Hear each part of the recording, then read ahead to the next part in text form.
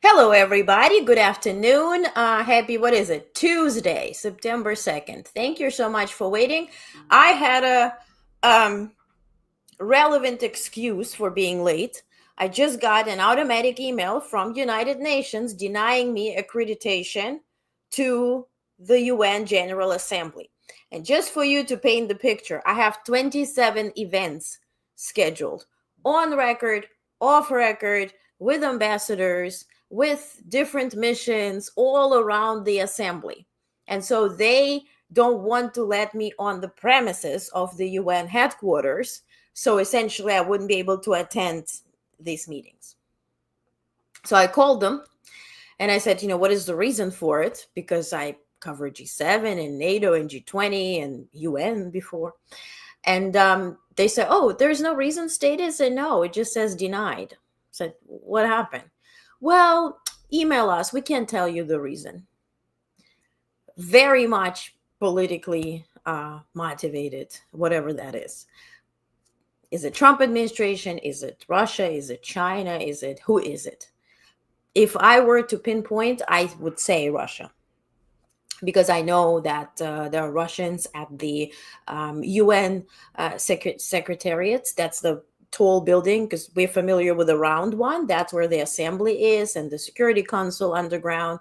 But the very straight building is the Secretariat. And there in the high positions are Russian officials that are very much connected to FSB, that are very much familiar with what I say and what my coverage is. So I think they are on the mission to prohibit any pro-Ukrainian voices, could also be pro-two-state solution voices, and I certainly have voiced my stand on this. So we'll see. I emailed them. I will call every day. I live in New York. I can walk by on a daily basis. I need accreditation from the 18th on. And again, 27 meetings. I worked so hard securing all this. No, I will not let it slide so easily. Hey, Peter. Hello. Hi, Michael. Hi, Stephen. Good afternoon. Yes. Oh, thank you. Emporium. Hello. What can NATO EU do to reprise against the assassination attempts of von der Leyen and German fellow? What options do they have? They can prohibit Russians to access, of course, the skies, right? Because in Germany, drones are flying literally over NATO skies and in NATO proximity. They can also sanction those that are hacking the systems, right? Jamming the systems of the planes, right? So they can at least sanction authorities, and they can call for Russian ambassadors to walk into, the EU headquarters in Brussels or elsewhere. In Berlin, von der Leyen, can call in for ambassadors and ask them to explain themselves and what that is. They can officially state that Russia is at fault here, but they don't do it.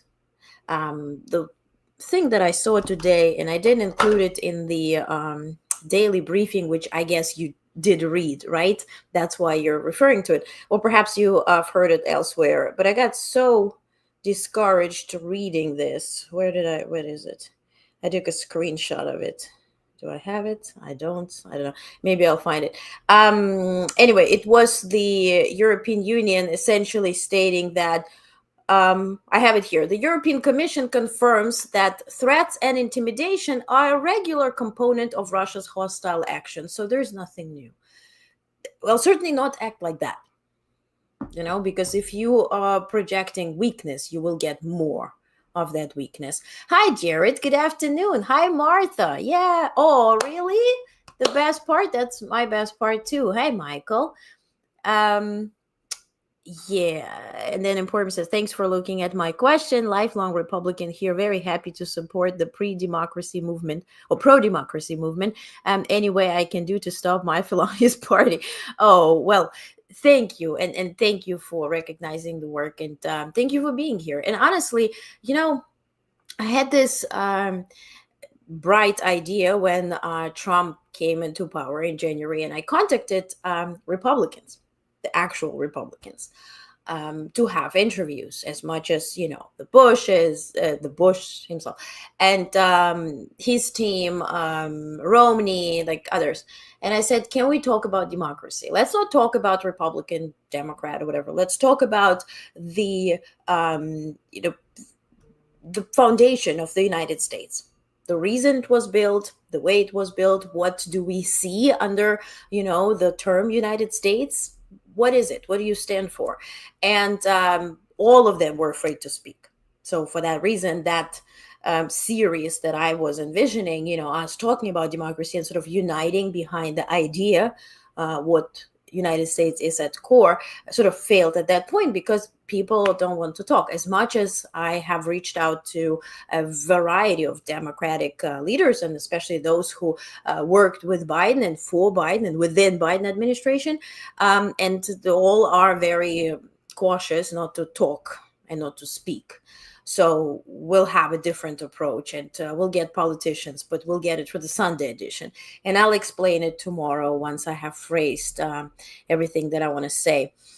Hey, Morgan. Hello. In my wet dreams, you would fire some ARMs at the radio sources, but that one. And that's right. So they are very scared to provoke Russia. But I constantly bring up this idea, and thank you for commenting, Morgan, that remember how Turkey handled this, right? Warning Russians once about their planes flying into Turkish skies, and then second time they shot it down. And usually what with those wannabe mobsters and those who have a big mouth and really nothing to back it up with, nor economy, not a strong army. Russia is weak. Russia has old arms. Russia relies on China. And I'll tell you all about that gas deal and how Putin essentially is like an Ariel, in Mermaid, selling everything to get a voice. They're so dependent on those authoritarian regimes, and China is not even doing well. And North Korea is certainly not doing well, but they're all holding together to project this type of, strength, which, again, impresses, those uneducated ones and those with lack of common sense and reality check, if you will. So if you put them into place, they usually respect it. Russia is also kind of busy at the moment, Jared says. Yes. Okay, so let's talk about Trump. Big announcement, big Liam announcement, turns out to be nothing. Remember, like a week ago, he also had this thing with big announcement, and then it turned out that FIFA is going to have their some Lotto Toto and like host it in the Kennedy Center. So it was no announcement. Essentially, what we wanted to see is Trump, and we wanted to see if he's alive and well and he's able to speak. And today he showed us that he is. I'm not a medical expert, so I don't know what stroke looks like. That was my kind of guesstimation. I think maybe he had COVID or something like that. He kind of sounded stuffy and was very tired. He looked tired. He was not the upbeat and sort of like that himself, not energetic. Maybe that's a COVID thing. And maybe he got, some transfusions of what type of, he got last time, and that explains his trips, wherever their trips led to. What we have learned, I kind of want to focus on that. What we have learned throughout those days and the long weekend is that we cannot trust the press. The press pool, I've been in press pool. I'm not in Trump's press pool, but I see it limited. Whether there is a straight up requests from the White House, report this, say this is the picture, tell everybody you took it, blah, blah, blah. Or maybe they're just excluding press pool from access, prohibiting them from snapping pictures and seeing and hearing and essentially doing the job they paid for to do, right? But we lack information. We don't have truthful information coming from the White House and from the pool. Pool is stenography, right? Yes, Peter Doocy, Fox News Today, pressed Trump on those viral moments, like videos of the White House with open windows and stuff being thrown out of the windows. Again, this is something that will end up on Fox News, and they will use to debunk AI manipulated videos. Meanwhile, is it AI manipulated or not, right? And I'll guide you through those comments. But altogether, he's alive. He's some type of he looks under the weather and tired, but there is nothing more than whatever, I can tell you. And I have videos, and we'll look at him for 10 seconds because some comments I want to show you because so I didn't make it up because we're at that stage. Okay, so altogether, Trump delivered wide-ranging set of remarks from the Oval Office. It was him, behind him Hegseth, behind him J.D. Vance, and Alabama officials. The lady from the kitchen, the football coach, all these people who ended up, representing Alabama, all of these characters were there. So essentially, the big message was that they are relocating Space Command headquarters to what is known as Huntsville, Alabama, and will be now known as Rocket City, which is kind of sounds very SpaceX-y, citing missile defense work to be based there. Trump said that part of the decision stemmed from Colorado's, because previously it wasn't Colorado, per Biden administration's decision. It was decided by Trump against Colorado because their mail-in voting system, which he claimed creates automatically crooked elections. He says we're going to be having a golden dome, the likes of which no one's seen before. And this is how he described the facility. And I had this visual, if he really thinks that the Golden Dome is sort of like the golden arches of McDonald's, that there's just going to be like a golden dome, and this will be the Space Command. Golden Dome or Iron Dome is essentially a set of anti-missile, defense systems that work together to protect our skies, which would never work without Canada if you look just on the map, right? So he said Canada wants to be part of it. I haven't heard Canada say that lately, that they really want to be part of it. So altogether, nonsense. But okay, they're going to have headquarters in Alabama. Good. Essentially, what he wants to do with that, and I mentioned that last week in the news briefings, that he wants to create a space guard, which is essentially like a National Guard, which now turned into National Gardener, but it would be under Trump's control. Because it's something new, it is not described anywhere, so he's creating something. Going against the opinion of all 50 governors, wants to create a Space Force, Space Guard that would only listen to Trump. And the point here is to essentially relocate National Guard and register them as Space Guard. So they would just listen to him, and he would avoid listening to governors or, having courts issue that whatever he deploys, whatever number of troops he deploys to cities is just illegal. So that's what they want to do with this Alabama headquarters. That's what it leads to. Now, Vance spoke shortly. He said that, or briefly, he joked that he was lobbying for Ohio to get the headquarters, but Space Force under Trump was so amazing during first term. He created it, blah, blah, blah. And why did he create it? Let's regroup, right? Recap.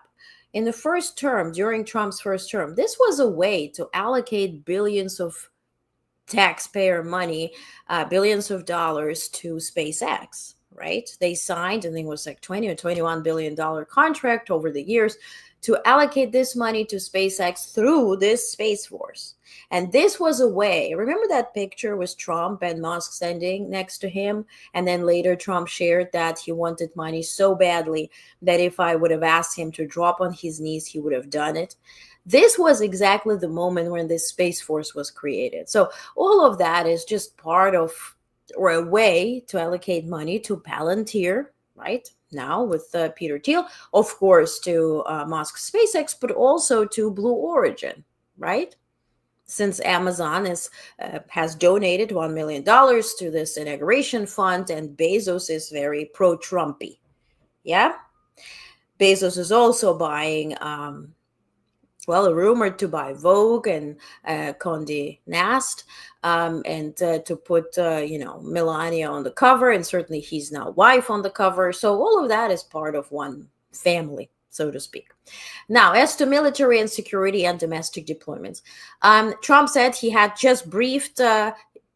was just briefed on military operation targeting a sea vessel in the drug trade off Venezuela. We took it out, and he didn't say anything about it. Then Rubio posted about it, and I'll have a readout.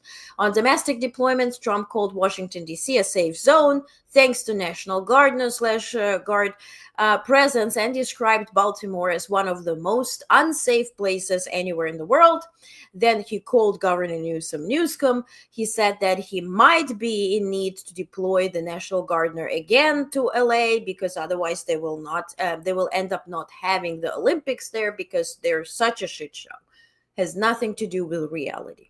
Now, he also, let's also state that, in fact, federal judge ruled today that the June action and the deployment of National Guard to Los Angeles was against the law. Okay, so Trump said, quote, I have an obligation to send the troops. He doesn't. Now, as to trade, and we're going to talk about Chicago in a second because I have a readout from Governor Pritzker. Now, trade, housing, and courts. The president said a recent court ruling against his trade policy, essentially declaring his trade war and his tariffs illegal, right? He says it was against our country, but expressed confidence that Supreme Court would side with him. He warned that losing the case could force U.S. to return trillions and trillions of dollars to whom? To us buyers. On India, he said India was charging us tremendous tariffs, about the highest in the world. But still, he says that U.S. has a fabulous relationship with New Delhi. But we have to state up front that Prime Minister Modi stated 2 days ago that India has ceased all types of communication and negotiation with the United States. So what world is he in? Not sure. Now, as to Putin and Zelensky and global stakes, he said, confirmed that he did speak to Putin last week. And then he said this interesting phrase where he goes, I learned some things that will be very interesting. In the coming days, you will find out about it. So essentially, he probably got a briefing from FSB, another one. Here's a video so you believe me that I didn't make that up, that it still existed. Take a look. Because without the United States... Wrong. This one. With President Putin in the past week. Have you spoken with President Putin? Yeah, I don't want to... I have learned things that will be very interesting. I think in the next few days you'll find out. Everything is the next few days. Everything is in 2 weeks. Everything is the next few days. Hi, Edward. Hello. Thought they were trying to copy Star Trek and Space Force, right? Yeah. We'll have ears. And the grift is real. Yep. Hi, also. Thank you for reposting the stream. I appreciate you. Thank you so much. So he spoke with Putin, got a new briefing from FSB. We're going to learn what that is. I think he's going to start saying that Europe is at fault. Putin was, you can't make, I'm sorry, but you can't make this shit up. I don't know, there is no circumstance to be able to just wake up and just declare that Russia never wanted to invade anybody, in fact, has never invaded anybody. But that is what Putin was declaring today in China, and I have readouts. It's like bonkers. But I think that's what essentially Trump will end up saying. Europe is at fault. Zelensky is at fault. I really wanted to make it happen. Putin really wanted to make it happen. But Zelensky didn't want to make it happen. Europe didn't want to make it happen. So it is what it is, you know? So he was asked about possible Putin-Zelensky meeting. He said if it doesn't happen, there will be consequences. Kisses for Putin, probably. Now, on America's global role, he said that without the United States, everything in the world would die because we're so hot. Take a look. Because without the United States, everything in the world would die. It's true. It's so powerful. It's so big. And I made it really big in the first 4 years. Then it started to degenerate with what this Biden administration did. But we built it up to a level that I never thought we could be at this quickly. We're the hottest, we're the best financially. The money coming in is so big because of tariffs and other things, but because of tariffs. Tariff gets us even those other things. Plus, it gets us great negotiators. I settled 7 wars, and numerous of those wars were because of trade. And his ability to mix one thing with another, he's like Martha Stewart, you know? Like, have you ever been to a restaurant where they do like Asian kitchen and they mix it with like Italian and like some, you know, and then it somehow works? Well, what he does somehow doesn't work at all. He's on one plate, you're mixing everything. He's solved wars, but we're hot and there's tariffs.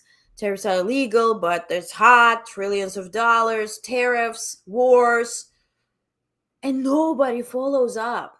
I'm so bored with this. I went through all the stages of grief at this point. I was very angry with the press pool. But now at this point, I'm bored. Why are you there? What are you paid for?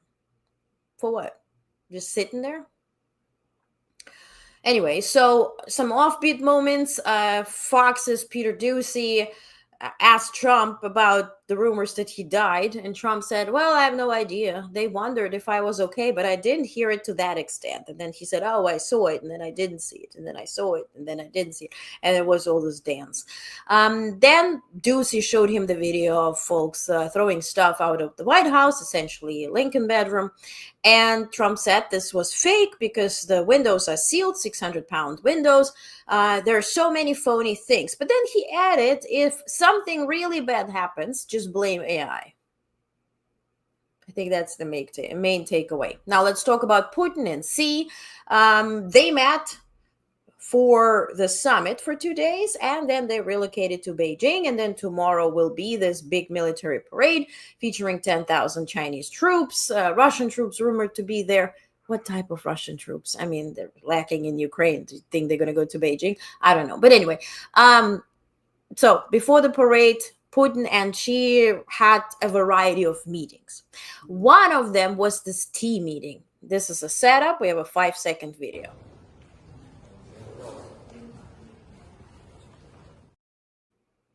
Nice carpet. And then they had the trilateral meeting with the president of Mongolia. Now, here Putin speaks Russian, but just to get the visual. He lies, through his teeth and all of it.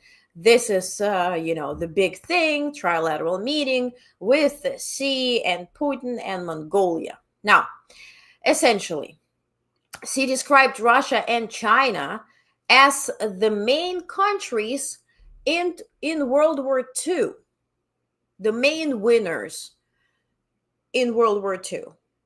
According to Xi Jinping, this was Russia and China. Meanwhile, it was actually Soviet Union. Russia didn't even exist, but whatever. Okay, and he said that they share great responsibility to defend the outcomes of World War II and the historic truth, which is continuation from yesterday. Do you pick up what I'm leaving up? Yeah. Yesterday, I told you that they started talking about historic occurrences, that U.S. was gifted this position of peacemaker in Europe, was gifted this ability to build military bases everywhere to stabilize Europe that is fighting each other constantly. But what it manifested in is trade war, lack of appreciation, lack of trust, bad leadership. So we have to go back 80 years back and regroup and say that China will be now that peacemaker and that elephant that will be balancing the world, and Russia will help them. That's what they essentially getting into. What they really want to do is get dollar weaker and actually remove it as the currency. Let's use some BRICS currency or Chinese currency, whatever works. But they really are not happy with using dollar for the transactions. Now, Xi praised that the relationship, praised the Russia-China relationship for having passed the test of international circumstances. Of course, because you bend over Putin and you get from him anything you want, because he's so crazy and nuts and bala bala, and he wants to kill people but has no money and really, really wants to though. And so you enable him just enough, but you dangle him. You have the carrot, you have the stick, you have everything. So, of course, it's a great relationship. So, Putin called Xi a dear friend and said ties had reached an unprecedented level. Yes, they are getting intimate. They're slam-bamming it. So, gas pipeline agreements, they finally agreed to it. Putin was trying to get this agreement for years. He could not. Essentially, they did reach the agreement because Putin bent over and agreed to whatever China wanted. Because, again, really, really want to kill people, but have nothing to kill it with. So, now, Gazprom signed a long-delayed deal to build the Power of Siberia 2 pipeline. Now, this will be built with Russian money, so you understand. Chinese are not investing in this. Putin will be paying for this pipeline, which will deliver up to 50 billion cubic meters of gas annually to China via Mongolia for 30 years. That's why a Mongolian leader was there. Additional agreements expand supplies through the existing Power of Siberia pipeline, the first one, and the Far Eastern Link, planned to start in 2027. Now, the negotiations were difficult for Putin.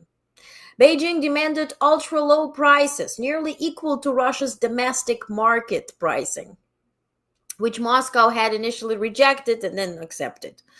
With Europe largely cut off as a buyer, Beijing now holds complete leverage as the single and main buyer of Russian gas. So the project was revived in the wake of Israel-Iran war, and now Beijing holds the leverage on Russia as the buyer and supporter and the only shoulder that Putin can cry on. Now, as to diplomatic maneuvers, now in a separate meeting, Putin met with the Turkish leader Erdogan.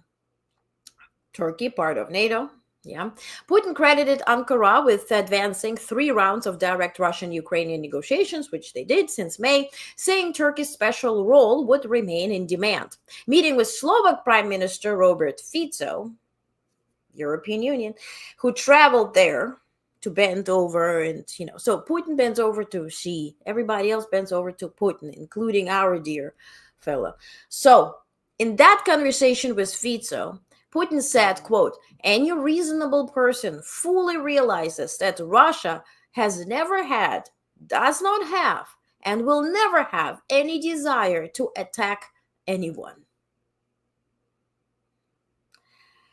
Maybe he's doing stand-up now. Now, at the same time, to his point, tensions are escalating with Azerbaijan so much that Azerbaijan, right, Baku, has placed 130,000 troops on alert and warned Moscow that it could send weapons and aid to Ukraine if Russia continues threatening action against Azerbaijan. Now, if I were in any position to provide advice to Baku, I would say send the goddamn weapons and let Ukrainians defeat the beast and push it back into its shithole, for the lack of a better word. Now,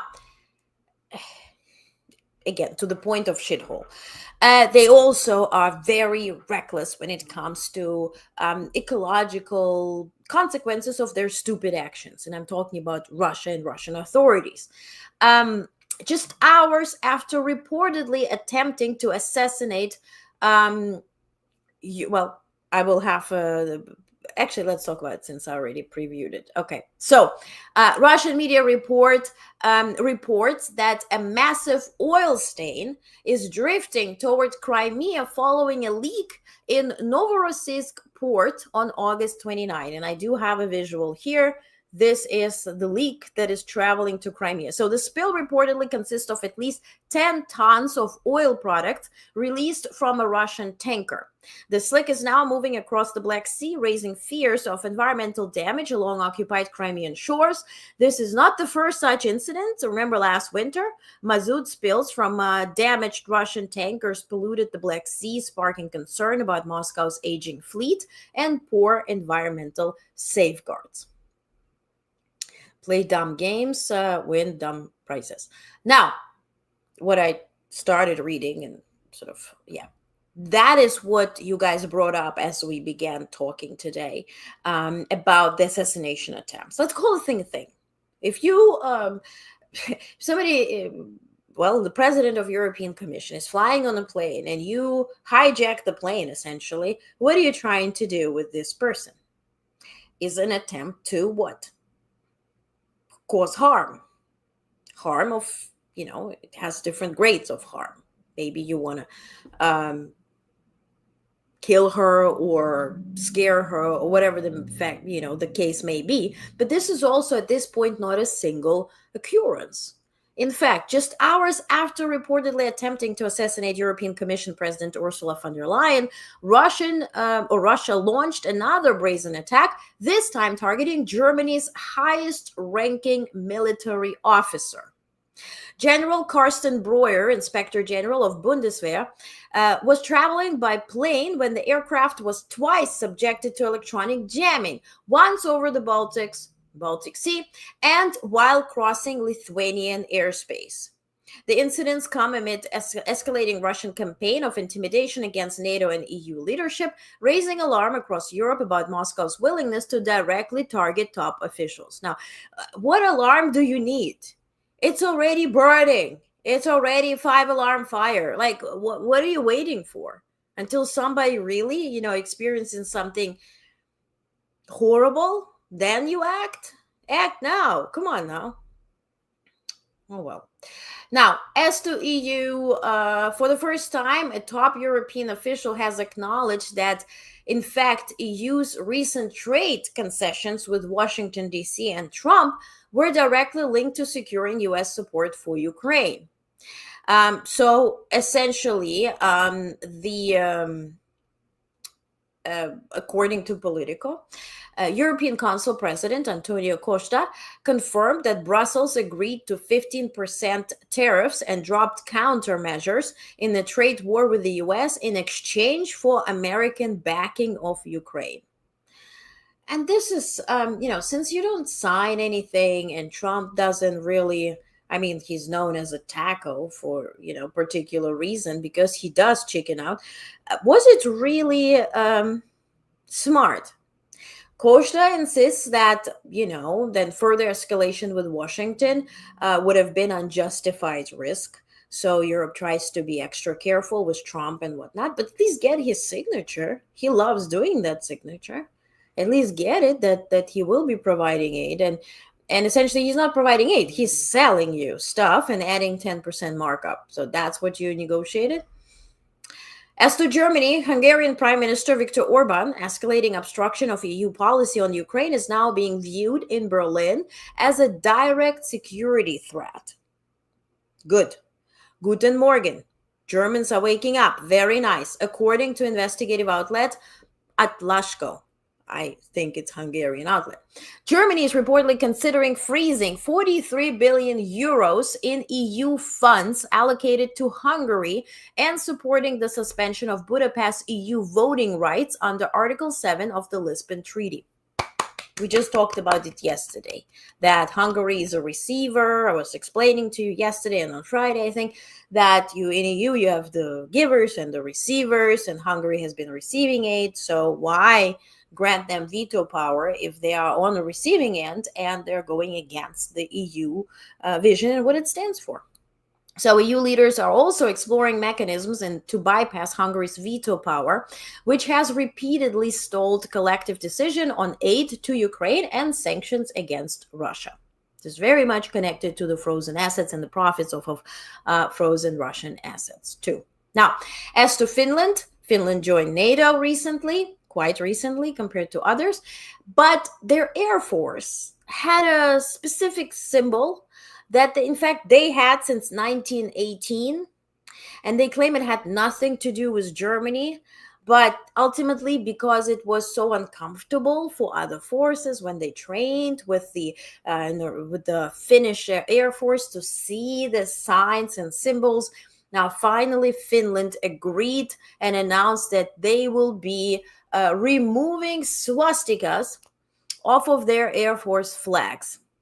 The first changes began in 2023, shortly after Finland joined NATO. Now, all Air Force units are required to adopt new signs designed to better reflect the military's current identity.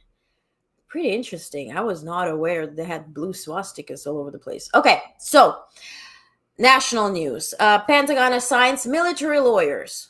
They have a backlog with cases, immigration cases. They're looking, let's call it thing, for MAGA lawyers. They found 600 of them and military, and they're going to put military lawyers onto immigration cases. They said this is going to be for 179 days, but it can be prolonged. The Trump administration has been seeking also multiple ways to reduce the massive backlog of immigration cases, including expanding the number of judges on the bench. As to Chicago officials are preparing for what could be an imminent federal immigration enforcement operation involving ICE, Customs and Border Protection, and National Guard troops that are already, per Pritzker just half an hour ago, they are stationed at a military base next to Chicago. He blasted the move as disruptive and dangerous, saying, quote, "No one in the administration, the president or anybody under him has called anyone in my administration or me. So it's clear that in secret they're planning this. Well, it's an invasion with U.S. troops if they in fact do that." End quote.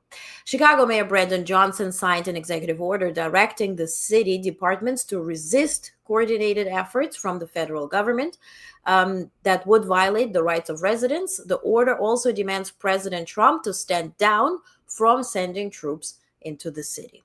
But again, Pritzker was so straightforward. I'll post his speech. I just literally saw it live before I screamed at UN people and came up live here. And I'll find the video. Very straightforward. And he said, look, we're going to be next. And after that will be another Democratic city. We know what they're doing. They're pretty open with that. So, we will fight. And what's next, right? Philly, well, who's next? New York. So I'll post the video. Now, as to quick national news, the Trump administration asked Florida federal court to dismiss $100 million lawsuit filed by January 6 defendants. Trump August executive order stripped protections from nearly 500,000 federal employees. Also, crowds across U.S. marked the holiday by denouncing Trump and supporting workers. And the holiday, I'm referring to Labor Day yesterday, were massive protests in New York, also all across the country. But we'll see what this will result in. Ultimately, I do believe that whether we're going to have martial law, some type of takeover, federal takeover or not, will depend on how many people will show up and stand up against the tyranny and authoritarianism. Because if you think about it, what stopped Russian invasion of Georgia, of Latvia, of Ukraine, right? In the first 3 days when Russians wanted to take over is people. And that's what democracy is about. Yeah, we are electing these clowns and we expect them to fight, but once they get all the benefits, they don't really wanna. They have a lot to lose. They try to be diplomatic, right? So it will be up to us. Will we go on the streets? Will we protest? Will we fight or not? No, I think it will come down to this. And there's quite some people who do agree with that, as much as I speak to them. Now, CDC vaccines, the revamped CDC vaccine panel will meet on September 18th. Now, it's not about COVID or flu vaccines. They talk about hepatitis B. Again, I always pronounce everything German way first. And RSV and other vaccines. So they're moving on everything. So I guess we're going to be prescribed thoughts and prayers for diseases that people died because 100 years ago, really going back. As to Microsoft, they granted US agencies a discount on cloud services, obviously bending over. Nestle, the company, the world's largest food company, fired its CEO over an undisclosed relationship with a direct subordinate. As to global quick news, well, this is what Trump hinted on, and Marco Rubio elaborated. He confirmed that U.S. lethal strike, that they, execute a lethal strike in the Southern Caribbean against a suspected drug smuggling boat, echoing Trump's remarks. As to UN missions, face severe financial pressure as U.S. cuts threaten their ability to protect civilians in South Sudan and the DRC. Right? That's to UN peacekeeping strain. As to Iran sanctions, the Treasury sanctioned a shipping network accused of smuggling Iranian oil disguised as Iraqi oil by a businessman, but altogether nuclear talks have stalled after this 12-day war and we were not getting anywhere to get to an agreement with Iran that Trump essentially canceled out. And as to global news, let me actually check some comments before that. Tony says, pushing off limits continues. EU acting like a scared parent, right? Yep. Jared says it was time to change that symbol 70 years late, right? With the swastika. It was pretty impressive. It's like, whoa, 2025. Edward says several Ukrainian seamstresses are responsible for unions forming in USA and 40-hour work weeks in early 20s. Well, that's interesting. Thank you. You gave me an assignment. I'll learn tonight all about it. For instance, Brian, when I was 17 years. Okay, I'll screenshot this and do my research. Thank you. Thank you so much. That's interesting. Okay, global news. Earthquake devastates Afghanistan. And this is typical. So you do have Taliban that doesn't want Americans there, doesn't want Europeans there, doesn't want anybody. They strip the rights away from women and girls, and they're very self-sufficient until an earthquake strikes. Not their fault. 6.0 magnitude earthquake destroyed entire villages near Afghanistan's border with Pakistan. It was near Jalalabad, 20 kilometers from there. This happened on Sunday. At least 1,100 people were killed and 3,200 injured. Rescue operations, are very difficult because it's all in the region of mountains. They have been hampered by damaged roads, landslides, and heavy rains. The country was already in the deep humanitarian crisis since the Taliban takeover in 2021. But essentially, they are now relying only on international aid, which plunged from 3.8 billion in 2022 to just 767 million in 2025. Now, some relief is arriving. UK pledged $1.3 million in emergency funding. India sent 1,000 tents and 15 metric tons of food. US sent heartfelt condolences. So, as to also catastrophic landslide in Sudan. In Western Sudan, massive landslide wiped out entire village in Mara Mountains over the weekend, killing at least 1,000 people. And according to the Sudan Liberation Movement Army, only one resident survived. The group is appealing for international help to recover bodies buried under the debris. Sudan is already in the catastrophic, most devastating humanitarian and displacement crisis. After 2 years of civil war, more than 28,000 30,000 people have been killed, 14 million displaced. So just imagine the numbers. And entire communities left without shelter, food, medicine, or electricity. And many of those were seeking shelter in the mountains where this landslide happened. So, yeah. And then today in history, real quick, 1666. The Great Fire of London began. A small blaze began at bakery on Pudding Lane, which spread into one of the most destructive fires in English history, destroying thousands of homes and reshaping the city's landscape. And then today, September 2nd, 1945, though, World War II ended. Japan formally surrendered aboard the USS Missouri in Tokyo Bay, bringing World War II to a close after 6 years of global conflict. General Douglas MacArthur accepted the surrender on behalf of the Allies, marking what President Truman called the day we have been waiting for since Pearl Harbor. And then in 1969, the first ATM in the US was introduced by Chemical Bank and Rockwell Center in New York, where they unveiled America's first automated teller machine, forever changing the way people access their money. And I always want to kind of, finish on some not happy, but maybe funny note. I found this meme. It's so funny. Bill Clinton hiding in the bushes.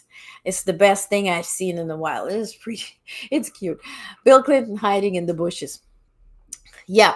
So, any comments before I let you go? Hit the like button. Tidy Whitey, thank you. Thank you so much. Please like this. Please share this so we can grow our community of those who are interested in actual news. Please read the newsletter. It's free. There's no paywall. If you decide to support, we're utmost grateful, but please read and consume actual information. Then this coming Sunday, we have Sunday edition.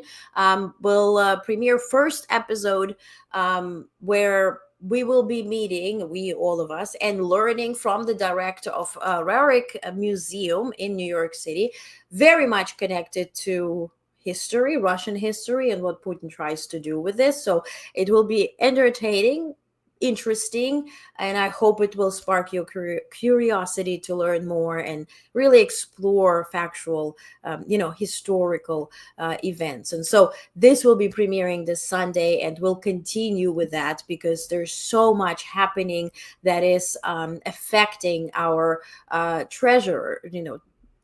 treasures when it comes to art and culture. And I will explain more about it tomorrow, since I'll put together a readout. But it's affecting us in the US, it's affecting us in Europe, it's affecting us everywhere, and it's benefiting China. And so tomorrow I will explain you how, and will guide you more on my mission to at least maintain information before it's lost. Okay, so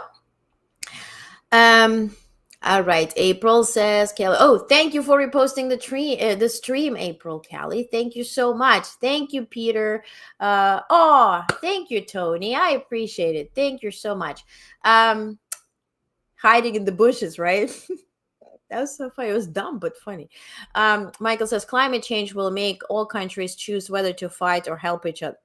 That's what it comes down to, right? Thanks again. Thank you, Jared. Okay. I'm going to run. Thank you so much for being here. I'll be live tomorrow at 5 p.m. Eastern.